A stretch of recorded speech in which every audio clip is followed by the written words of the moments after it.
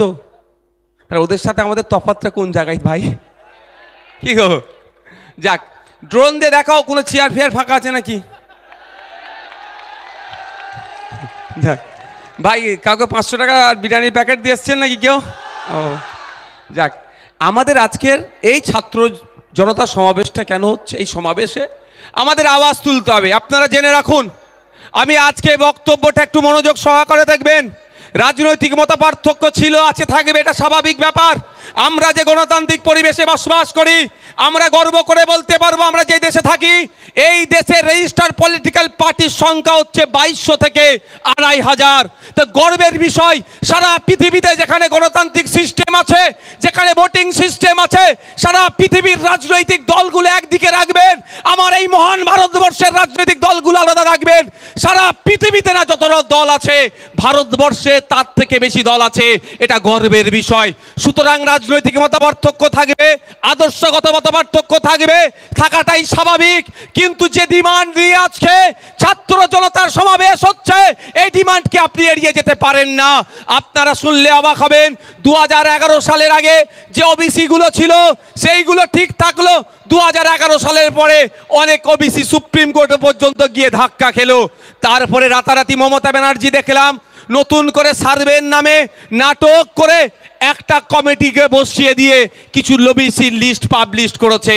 ওই লিস্ট খুলে যখন আমরা দেখলাম সংখ্যালঘু মুসলিম সম্প্রদায়ের ছেলে মেয়েরা উচ্চ শিক্ষার ক্ষেত্রে চরম বৈষম্যের শিকার হবে, মহিলারা উচ্চ শিক্ষার ক্ষেত্রে চরম বৈষম্যের শিকার হবে, যাতে সাথে সাথে আবার আমরা কি দেখলাম, চাকরির ক্ষেত্রে ওবিসির এবির যে সর্বনাশ করেছে, সংখ্যালঘু মুসলিম সম্প্রদায়কে খুঁজে পাওয়া যাবে না। কিন্তু আমাদের বক্তব্য, কে সংখ্যালঘু কে সংখ্যাগুরু বড় কথা নয়, প্রপার ওয়েতে, সায়েন্টিফিক ওয়েতে সার্ভে হোক। 1993 সালের ব্যাকওয়ার্ড ক্লাসেস অ্যাক্টকে মান্যতা দিয়ে সার্ভে করে প্রকৃত যারা রিজার্ভেশন পাওয়ার যোগ্য তাদের রিজার্ভেশন দেওয়া হোক। কিন্তু মমতা ব্যানার্জি আরএসএস এর কথা শুনে, নাগপুরের কথা শুনে পশ্চিম বাংলার সংখ্যালঘু মুসলিম সম্প্রদায়ের ছেলেমেয়েরা আগামী দিনে যাতে না চাকরি পায় তার ব্যবস্থা করে দিয়েছে। শুধুমাত্র খাতাই কলমে ওবিসি সার্টিফিকেট থাকলেও বাস্তবে এই রূপ কেউ পাবে না। তাই বন্ধুগণ, আজকের ভাঙড়ের মাটি নয়, রাজ্যের বিভিন্ন প্রান্ত থেকে প্রতিনিয়ত শিক্ষিত বেকার যুবক যুবতীরা যারা উচ্চ শিক্ষা অর্জন করে বসে আছে বা যারা উচ্চ শিক্ষা অর্জন করার ক্ষেত্রে এই বৈষম্যর শিকার হচ্ছে, তারা বারবার আমাকে ফোন করছে, তারা বারবার আমাকে বলছে যে ভাইজান আপনাকে দায়িত্ব নিতে হবে, আপনি ছাড়া এই সমস্যার সমাধান হবে না। এই ওবিসি যে নতুন লিস্ট করেছে, মমতা ব্যানার্জিকে বাতিল করে সায়েন্টিফিক ওয়েতে সঠিক সার্ভে করে এটাকে পুনরায় ফিরিয়ে নিয়ে আসতে হবে, এই দাবি আমাকে বারবার জানাচ্ছে। আজকে আমাদের ছাত্র জনতার এই সমাবেশ থেকে রাজ্যের মুখ্যমন্ত্রীর কাছে পৌঁছে দিতে চাই, আর কয়েকটি দিন অপেক্ষা করব। যদি মনে করেন পশ্চিম বাংলার সংখ্যালঘু মুসলমান সমাজকে বিজেপির ভয় দেখিয়ে এদের অধিকার কেড়ে নেবেন, এটা মাথায় রাখবেন। এদের পাশে কেউ থাকুক আর নাই থাকুক, নওশাদ সিদ্দিকী এদের পাশে থাকবে, বিশ্বজিৎ মাইতি এদের পাশে থাকবে, তাপস ব্যানার্জি থাকবে, শামসুর সাহেব থাকবে, এদের পাশে বাংলার জনগণের পাশে আমরা থাকবো, খামচিহ্ন থাকবে। সুতরাং এদের প্রপার গাইডলাইন মেনে যদি সার্ভে না হয়, আগামী দিন কিন্তু আমরা যাব বিসিডব্লিউ ঘেরাও করব, প্রয়োজনে তালা লাগিয়ে দেবো যদি সার্ভে রিপোর্ট না দেখাতে পারে। আপনারা অবাক হবেন, সার্টিফিকেটটা এখন নাম কাস্তে হয়েছে, ওবিসিতে কিছু হবে না। বাঁকুড়া ইউনিভার্সিটি দেখলাম, কল্যাণী ইউনিভার্সিটি, বিভিন্ন ইউনিভার্সিটিতে উচ্চ শিক্ষায় শিক্ষিত হওয়ার জন্য যে ভ্যাকেন্সিস গুলো আছে, সেখানে আর সংখ্যালঘু মুসলমানদের খুঁজে পাওয়া যাচ্ছে না। কিন্তু সংরক্ষণ নাকি আপনাকে দিয়েছে, ওই সংরক্ষণের লাভ কি যে সংরক্ষণ থেকে আমি ফায়দা পাবো না? তাই বন্ধুগণ, আজকে আমি রাজনৈতিক কসলিতে যাব না।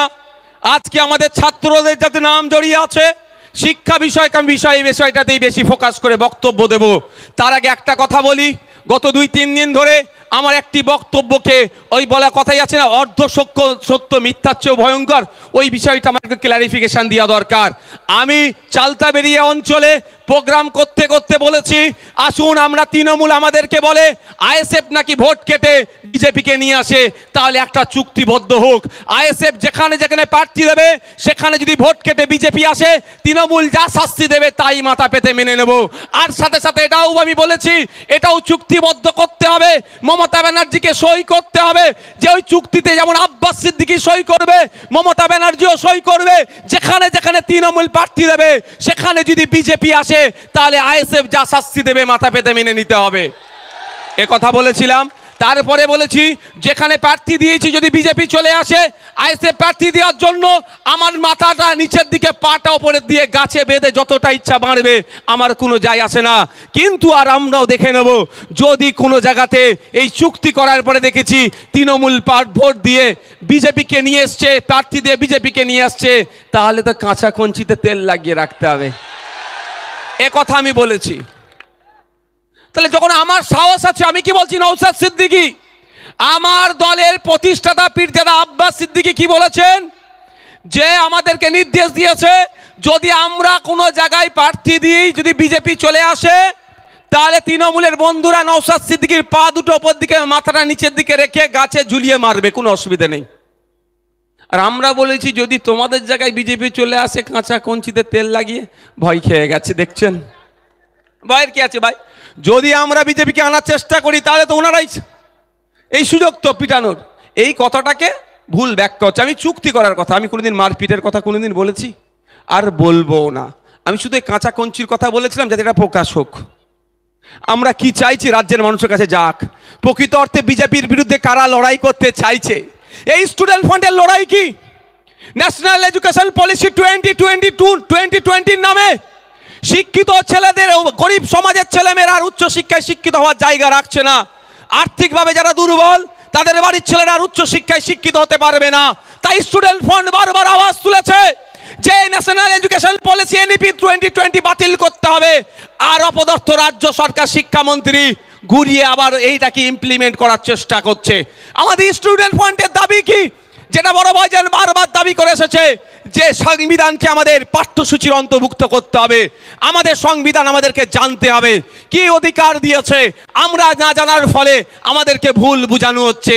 এটা হচ্ছে স্টুডেন্ট ফান্ডের দাবি। স্টুডেন্ট ফান্ডের দাবি কি, কলেজগুলোতে ছাত্র প্রতিনিধি তৈরি হোক। ছাত্র প্রতিনিধি তৈরি করতে গেলে নির্বিঘ্নে ভোট করাতে হবে। ছাত্ররা তাদের প্রতিনিধি হিসাবে যাদেরকে চাইবে তারা শিক্ষক ছাত্র লিয়াজো মেনটেন করবে। শিক্ষক ছাত্র করে শিক্ষা প্রতিষ্ঠানের আমূল পরিবর্তন হবে। এই ডিমান্ড তো ছাত্র স্টুডেন্ট ফান্ডের কি দাবি, অন্য কিছু তো দাবি নাই। কিন্তু দুর্ভাগ্য আমাদের, এরা এতটা বড় সাহসী কিন্তু এরা কলেজে ভোট করাতে চাইছে না। এরা নিজেদেরকে বহুত বড় বাহুবলী ভাবে। সামান্য একটা মাদ্রাসার ম্যানেজিং কমিটিতে এরা ভোট করাতে চাইছে না, ভোট চুরি করছে। এরা আবার বড় বড় কথা বলে, অনেক কথা বলে, আমি উত্তর দিই না। কেন জানেন? এই দেখুন আমাদের সামনে তারা দাঁড়িয়ে আছে এখানে, একদম একে একে উঠে দাঁড়াও তো। এখানকার যারা লোকালে আছো এরা যথেষ্ট আছে, দাঁড়াও না। দেখতে পাচ্ছেন এরাই যথেষ্ট, ওই জন্য আমি সব উত্তর দিই না। অসুবিধা আছে নাকি? নেতা তো এরা আগামী দিনের হয়ে উঠবে, আগামী দিনে তো এরাই তো নাকি, এরা যথেষ্ট। আমি উত্তর দিই না, কিন্তু কিছু কিছু উত্তর দিতে হয়, না দিলে অসুবিধা আছে, আমি একটু দিয়ে দিই। তো আমি আপনাদের বলবো, আপনাদের বিধায়ক স্টুডেন্ট ফান্ডকে সাথে নিয়ে আমরা কি কি করতে চাই একটু জানিয়ে দিতে চাই আপনাদের।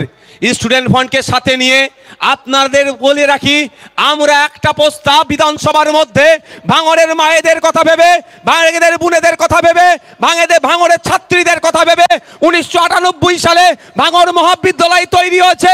ভাঙড় 1 নম্বর ব্লকে ভাঙড়ের মেয়েদের কথা ভেবে, ভাঙড়ের মেয়েরা উচ্চশিক্ষায় শিক্ষিত হতে পারে তার জন্য ভাঙড় 2 নম্বর ব্লকে একটা মহিলাদের জন্য গার্লস কলেজ করা দরকার। এই দাবি আমি বিধানসভার মধ্যে তুলেছি। কাজ স্টুডেন্ট ফান্ড এই দাবিটাকে এগিয়ে নিয়ে চলেছে। আমি কি করব? আমার কাজ সমস্যাটা তুলে ধরা। আপনারা শুনলে অবাক হবেন। আপনারা অনেকে জানেন পোলেরহাট 1 নম্বর, পোলেরহাট 2 নম্বর, এই অঞ্চলে দুটো অঞ্চল মিলিয়ে মাত্র একটাই হাই স্কুল। তা আমি বিধানসভার মধ্যে দাঁড়িয়ে আমার ভাঙড় বিধানসভার জন্য, আমাদের এলাকার ছেলে মেয়েদের জন্য শিক্ষা প্রতিষ্ঠান বাড়ানোর দাবি তুলেছি।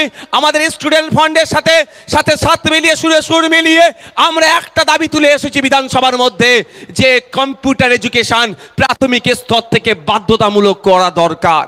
আপনারা শুনে জানেন অনেকেই যারা আর্থিকভাবে দুর্বল, আপনারা আপনাদের বাচ্চাগুলোকে সরকারি প্রাইমারি স্কুলে দিচ্ছেন, আর যারা আর্থিকভাবে একটু সবল তাদের বাচ্চাগুলোকে তারা বেসরকারি স্কুলে দিচ্ছে।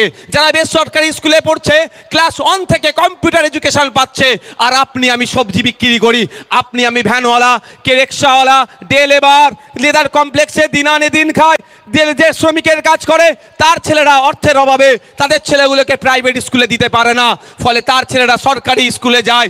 সরকারি স্কুলে গিয়ে যাচ্ছে, কম্পিউটার এডুকেশন পাচ্ছে না। যার বাবার একটু টাকা আছে সে গিয়ে কম্পিউটার এডুকেশন পাচ্ছে। তাহলে সমস্যাটা কি হচ্ছে, যখন আপনার ছেলেটা ক্লাস 5-এ উঠছে, আর যারা যে আর্থিকভাবে যার স্বাবলম্বী তার ছেলেটাও যখন ক্লাস 5-এ উঠছে, অলরেডি 4 বছর আগে আপনার ছেলের থেকে সে কম্পিউটার এডুকেশনটা পেয়ে যাচ্ছে, আপনার ছেলে 4 বছর পিছিয়ে থাকছে।